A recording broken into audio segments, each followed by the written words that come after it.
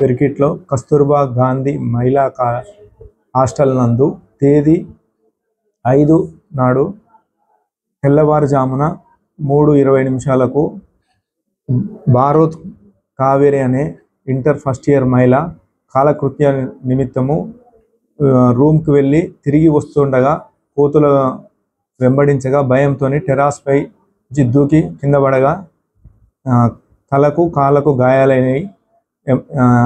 ఎమ్మటే ప్రథమ చికిత్స నిమిత్తం ఎంజే హాస్పిటల్ నుండి ప్రగతి హాస్పిటల్ నిజామాబాద్కు తీసుకెళ్లినారు.